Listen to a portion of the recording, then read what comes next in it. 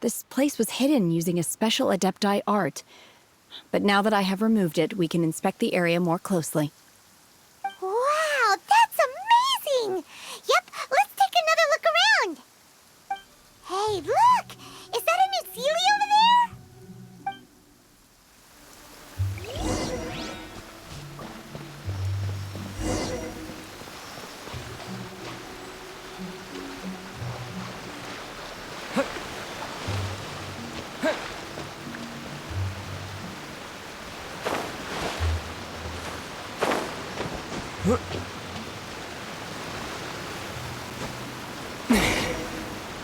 The Sealy got to here and then disappeared.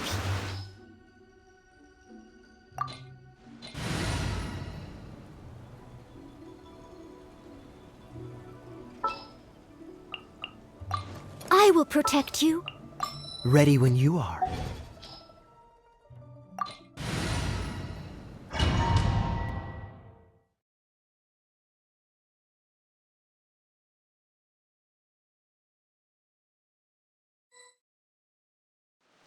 What? Weren't we at a waterfall just now? How did we suddenly end up here? Oh, so many clouds. It feels like we're high up in the sky. I believe this is the abode of that Adeptus. With any luck, the sunset Vermilionite we're looking for should be in here. Really?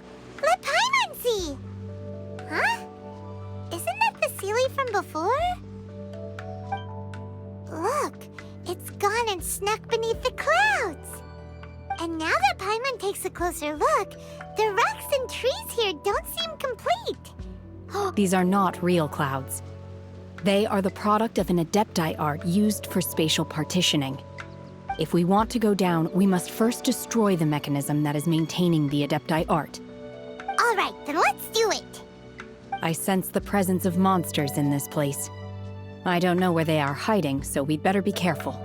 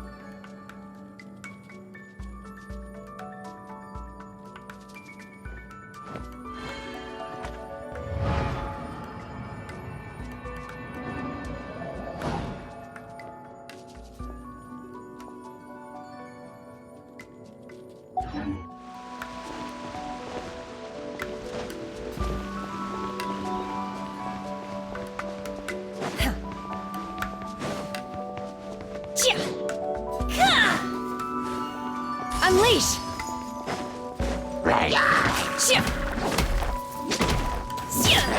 Manifest!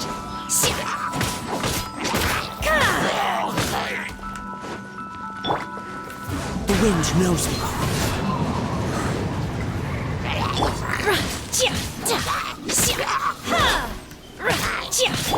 Wind's dragon.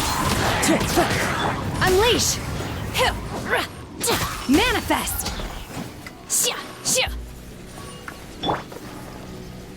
One with nature.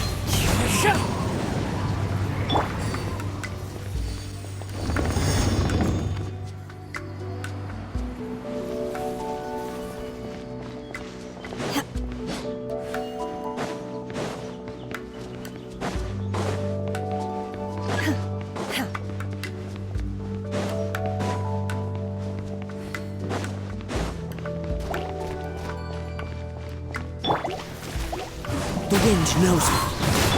Obey!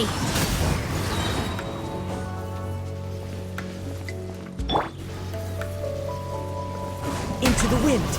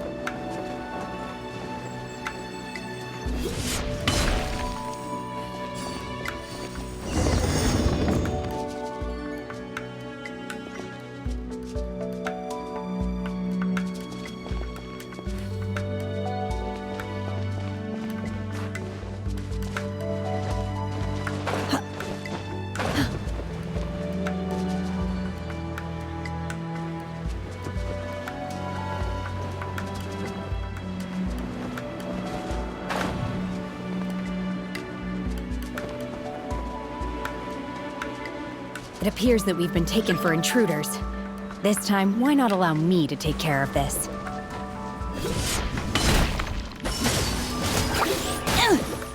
By ordinance divine! Unleash!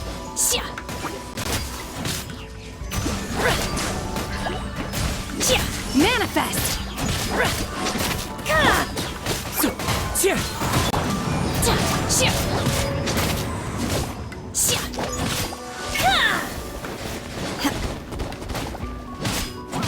Obey!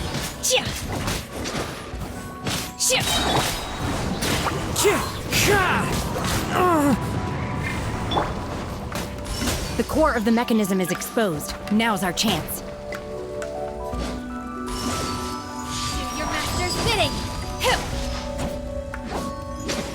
As one with wind and cloud. Manifest!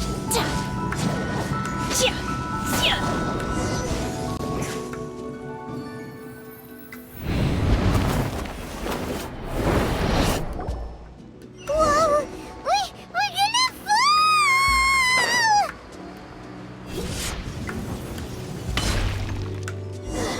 Is everyone okay? Look!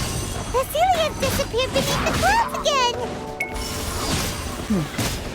It looks like we need to go further down. But before that, let's destroy the guard mechanisms on this level first.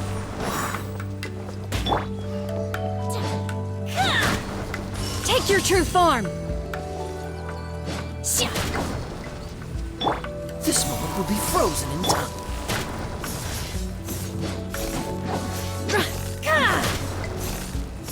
My will embodied! This?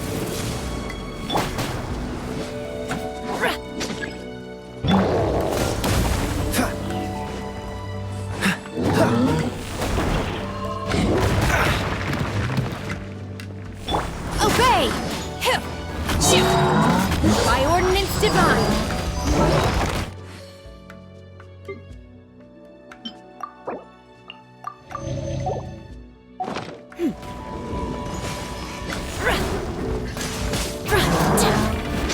Take your true form! Cool it. Clouds high. The birds call.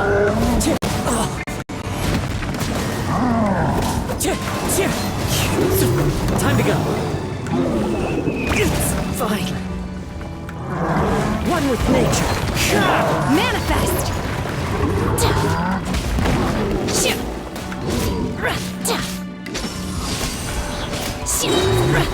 Cryo incarnate! Don't get frostbite. Dodge this. My will embodied! As one with wind and cloud.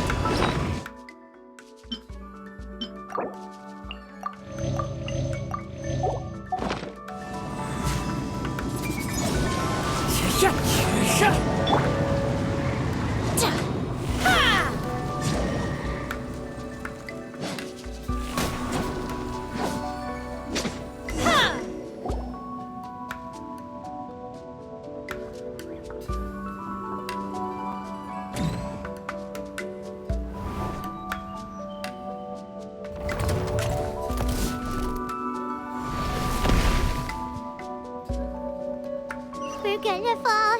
This time, we're really gonna fall. Ah!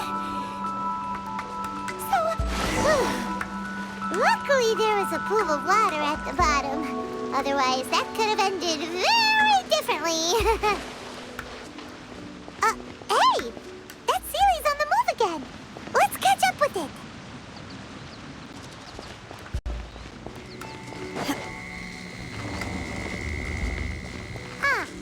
Something looks different about this stone wall. Let's take a closer look.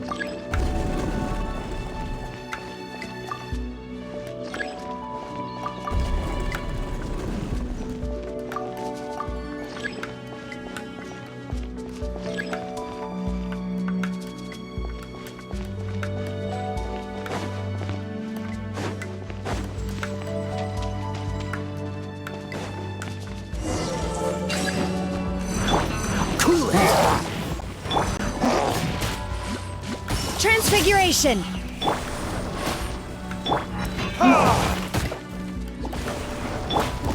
Take your true form! The wind knows me. Oh, so sorry. Transfiguration! Do your master's bidding! Clouds high. The birds come.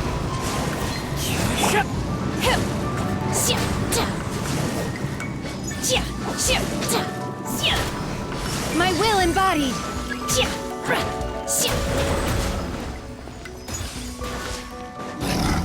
Wind strike.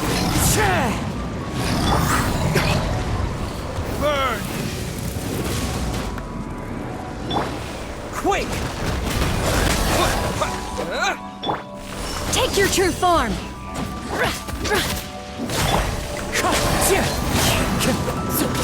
Freeze! Obey! You'll regret that! Dodge this!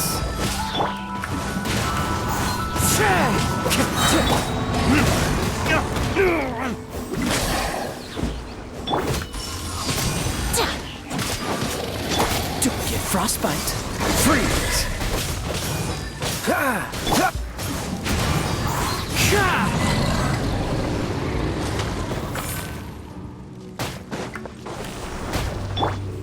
Cryo incarnate! As one with wind and cloud. Cool it! Terra Smash!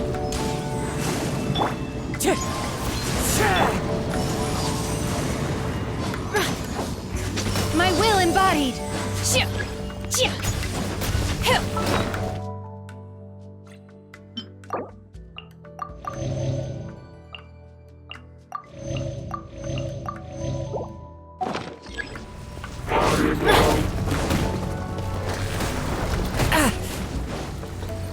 One with nature.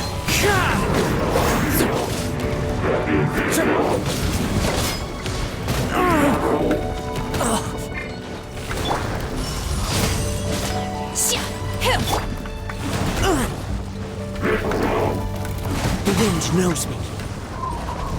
This is the end.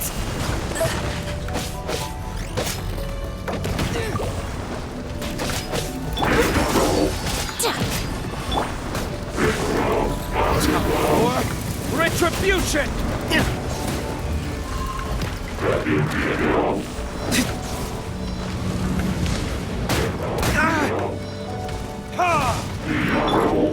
Manifest! Transfiguration!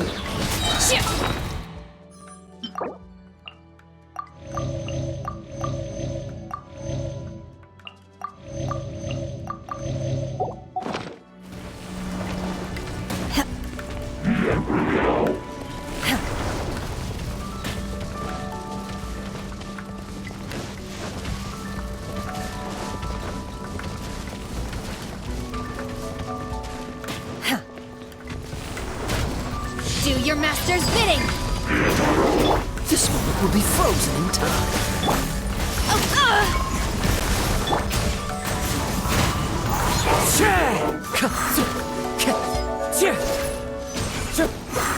Clouds high.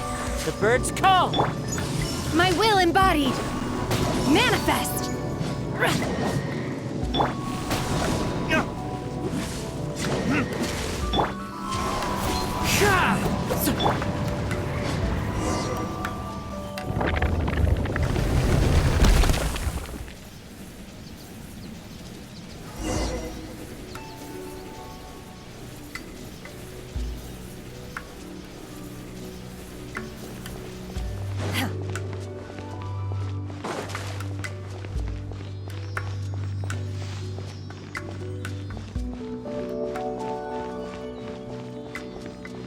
Look, over there!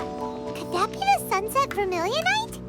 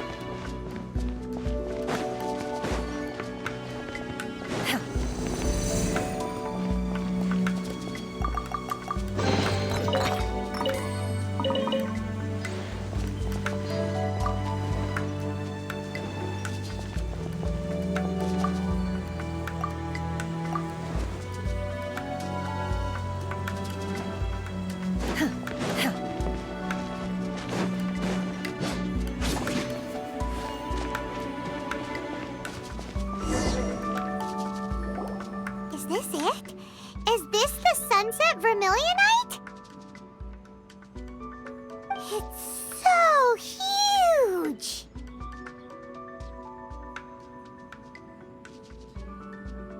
That's true, but then again, why isn't it floating? Plaustrite doesn't float until it's activated. It may look different from most ordinary stones, but it weighs around the same amount. Only after being activated does Plaustrite reveal its true nature, breaking free from the shackles of the mortal realm and ascending up into the heavens. Wow, Shenhe, you seem to know everything about this. Only because my master is fond of chatting about these things. The moment she has some time to spare, she'll come straight for me and start telling story after story. I don't care for her stories most of the time. I certainly didn't expect them to ever come in handy like this. Hold on a sec. Paimon just realized something. If we activate it here, there's no way we'll be able to get it back to the site, right? Heck, we'll be dragged up into the sky too! But if we don't activate it, how else are we gonna lift it? This rock must weigh well over 1,000 pounds, surely! Don't worry. I can handle the weight quite easily. Are you sure? Be careful. Please don't worry. I'm well aware that a Plaustrite sample this large must be highly valuable. I will be gentle with it and make sure it does not get damaged. My safety. That's right! Paimon's sure you can handle it and everything, but if something this heavy lands on you, you're gonna get yourself hurt, no matter who you are. You gotta be extra careful when lifting heavy objects. It's just common sense. Is it now? Well then, thank you. I'll go on ahead with the Plostrite. Let's meet at the building site later.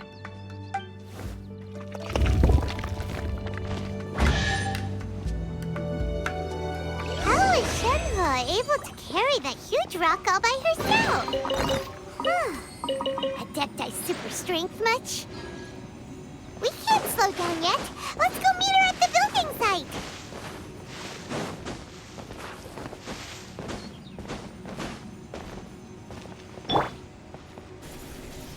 One with nature.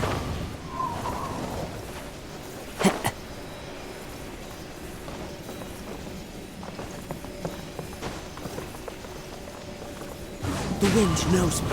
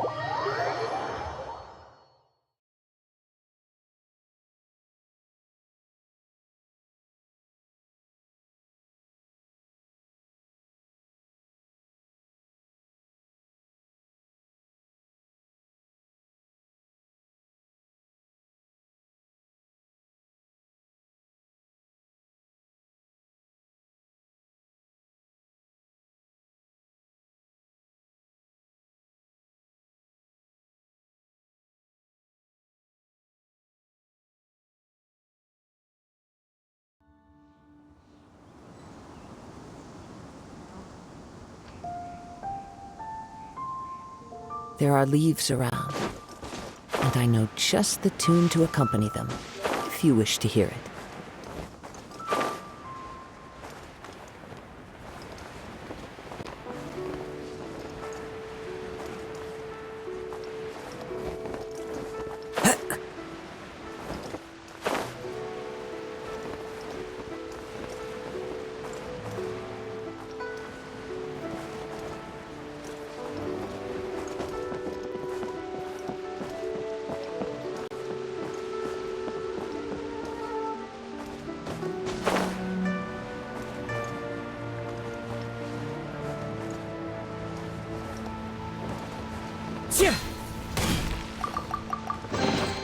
A fateful offering.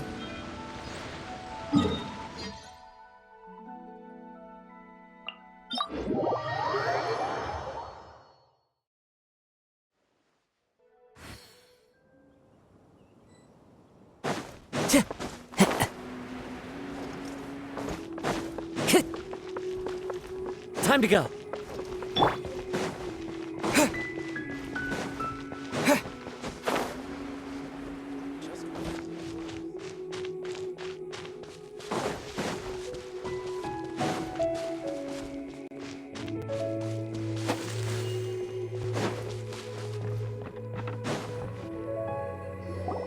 Oh my god, I can't believe my eyes.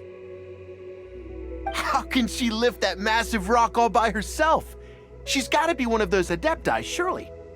Oh, mighty Adeptus, please give me your blessing so that in the coming year I may reap a more bountiful salary. This is top tier in size and quality, and the condition it's in is quite simply immaculate. Congratulations! This item is approved for submission. I'm going to award you full marks for the Sunset Vermilionite item. May I take your name? My name isn't important. I'm not even here to compete. I was just delivering this for some other people. They should be here any minute now. Shenhua and Ningguang's little helper. Ah, so you're the ones behind this. No wonder. The rarest talent turns in the rarest plastrite specimen. But I have to correct you on one point. It's not helper, it's secretary. Okay then, Miss Secretary, what do you think of the rock we found? Pretty amazing, right? In truth, it is the finest piece of plastrite we have received so far. If everything goes according to plan, we will use this piece in the foundation of the Jade Chamber, which will enable us to proceed to the next stage of construction. As a side note, Lady Ningguang has rented some dwellings in the nearby area to serve as accommodations for the contestants. If you need a place to rest, you are welcome to stay there. Now, please excuse me. As you can see, there is still a lot of work to do on the building site. Shenhua! Just now on the way over, pretty much everyone was singing your praises! Oh, really? What kind of reaction is that? So strange. Aren't you happy about it? Whenever Paimon gets praised, Paimon can't help but hold their head up high and break into a big smug smile. I've had similar compliments before. They call me an Adeptus, treat me with great deference and respect, as if I'm set apart from the common folk. Yeah, 'cause that's how Adepti are. At least the ones we've met are pretty unique and reclusive, too. Way different than normal people. But I am not... Shenhua? I'm fine. I've been exerting myself quite a lot ever since we set foot in that abode.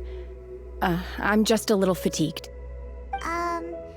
Well, Byron said that there are some makeshift hotels we can use, right? Let's go check in and take a rest. No need. I simply need to find myself a secluded place in the wilderness to sit and meditate in silence. You can't do that. It's dangerous out in the wild on your own. When you're hungry, you go eat something tasty. And when you're tired, you go lie down in a nice, comfy bed. All right? Seriously, don't punish yourself like this.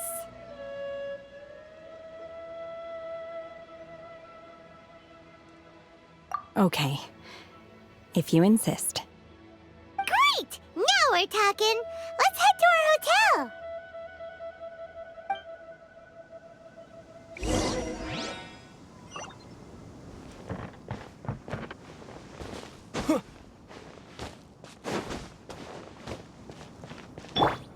One with nature.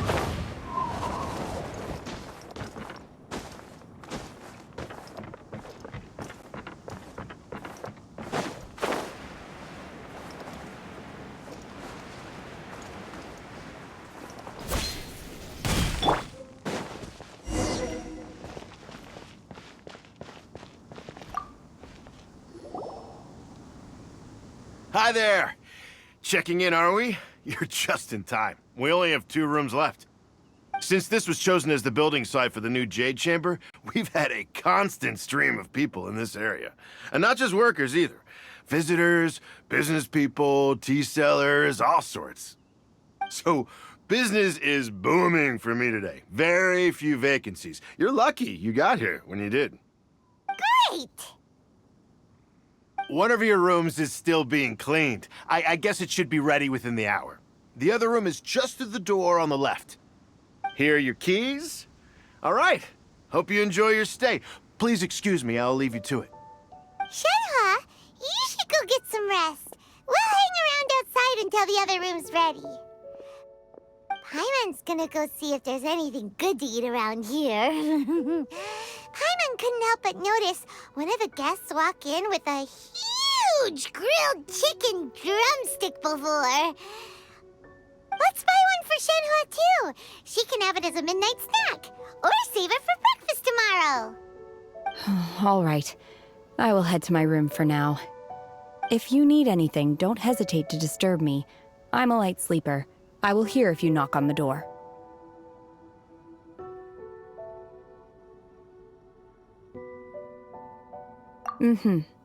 See you tomorrow.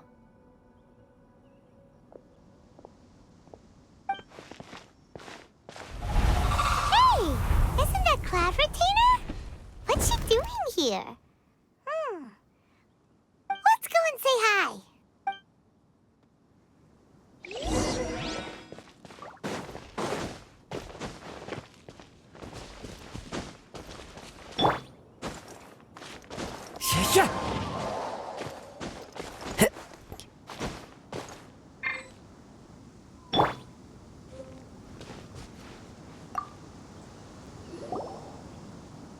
One trusts you have met Shen-He.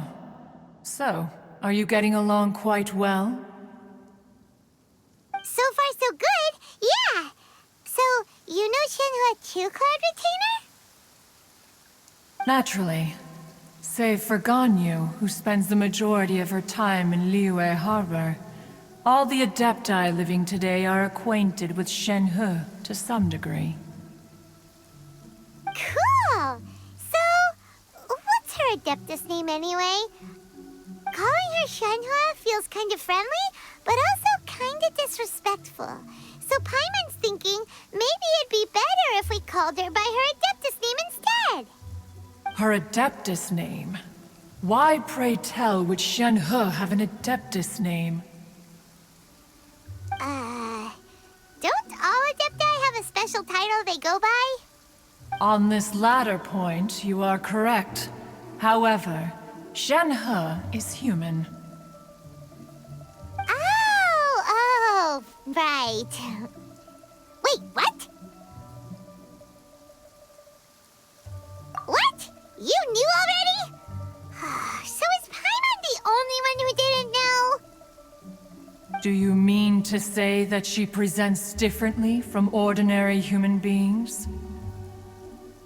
Well, to start with, her problem-solving methods are extremely direct.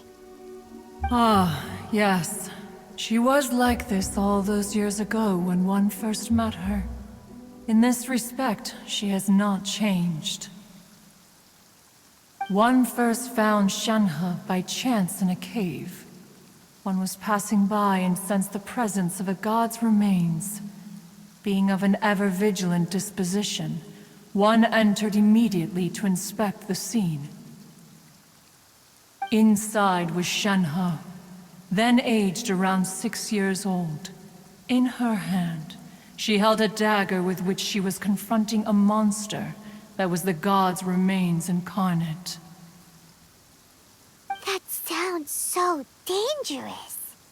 When one arrived, she had already been locked in confrontation with this monster for several days. Most mortal children are fragile, both physically and mentally, and are highly reliant on their parents for survival, but not so her. That she was able to endure such terrible danger was due not only to her strong willpower, but also to the bloodlust and homicidal instinct with which she was born. One dealt with the monster, yet she still refused to lower her guard. She even pointed her dagger in one's direction and remained ready to strike.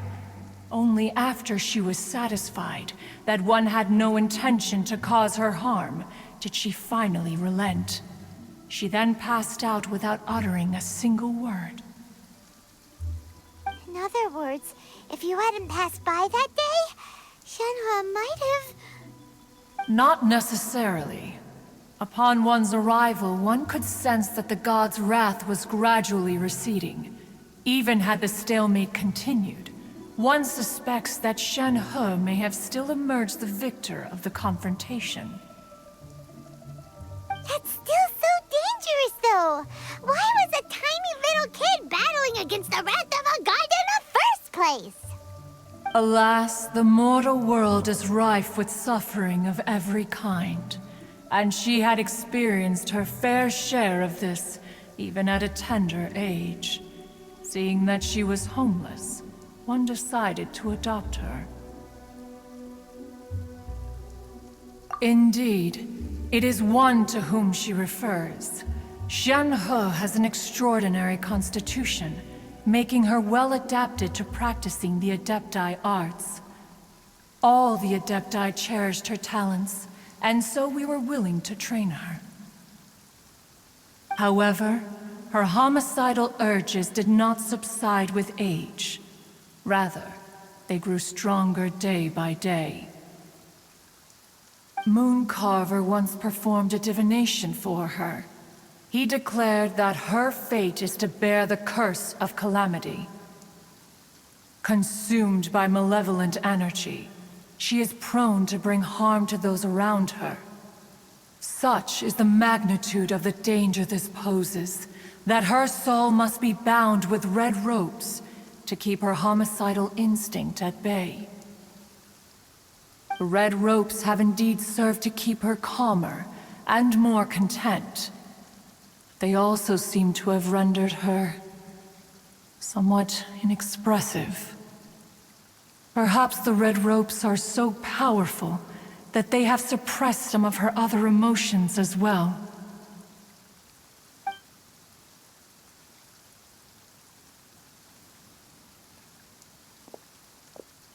It is only by fate that people's paths may cross. Now that Shenhe's path has crossed with yours, please be sure to treasure the gift that fate has given you, and take good care of her. Oh, now Paimon gets it. You came out here to check up on Shenhe because you were worried about her, didn't you? Huh. You dare draw such a facile conclusion on the nature of one's present excursion? Incorrect. The truth is that while Liyue Harbor may seem peaceful today, danger is always lurking in the shadows. Ningguang once made a bold assertion that this is to be the era of the contract between Liyue and the humans. Well, one is most curious to observe how she will respond to the coming storm. If she handles it admirably, one is willing to be a witness to her achievements. But if she does not, the Adepti shall not hesitate to seize control.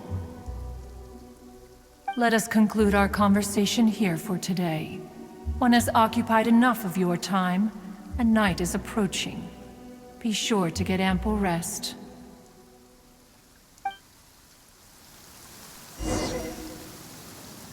So, Shenhe isn't an Adeptus after all. She just grew up around the Adepti. There seem to have been a growing number of tales told regarding Shenhe in recent years.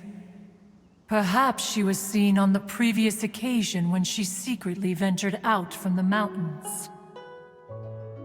One has heard that a playwright in Liyue Harbor wrote an opera based on the legends told about her. It is called The Divine Damsel of Devastation.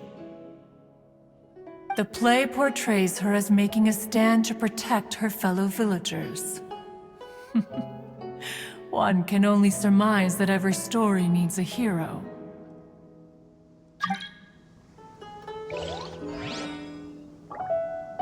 There seem to have been a growing number of tales told regarding Shenhe in recent years. Perhaps she was seen on the previous occasion when she secretly ventured out from the mountains. One has heard that a playwright in Liyue Harbor wrote an opera based on the legends told about her. It is called The Divine Damsel of Devastation. The play portrays her as making a stand to protect her fellow villagers.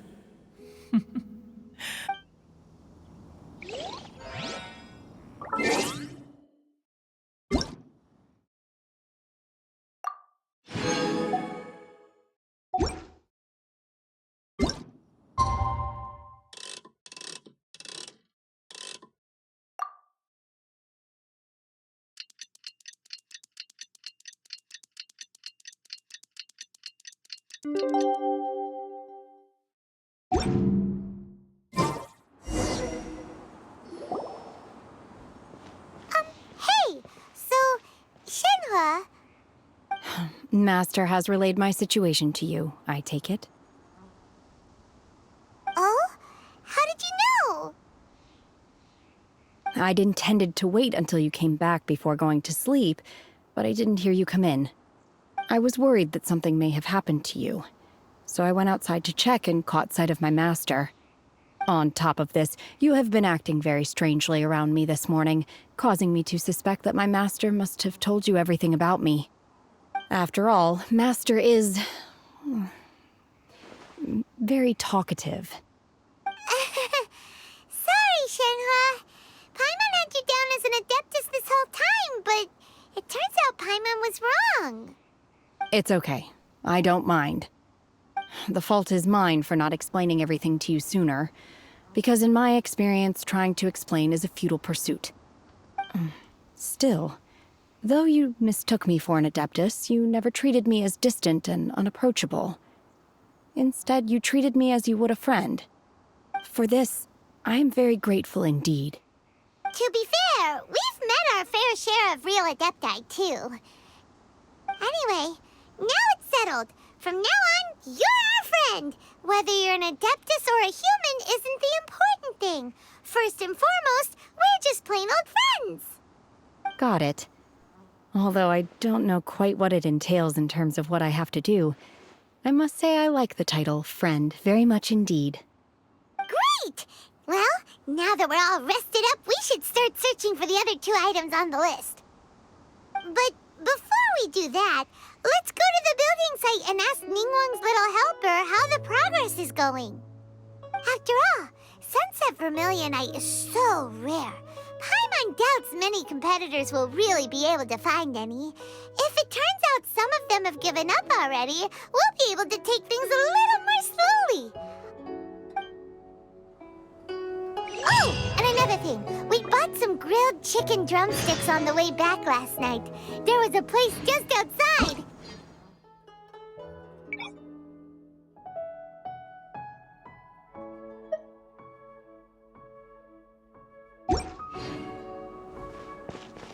Here's one for you, Shenhua.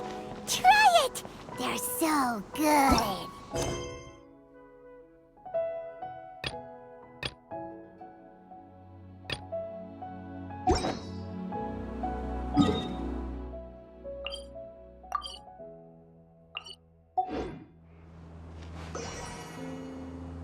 I concur. It has a rich flavor, far more agreeable than those I've cooked for myself in the wilderness in the past.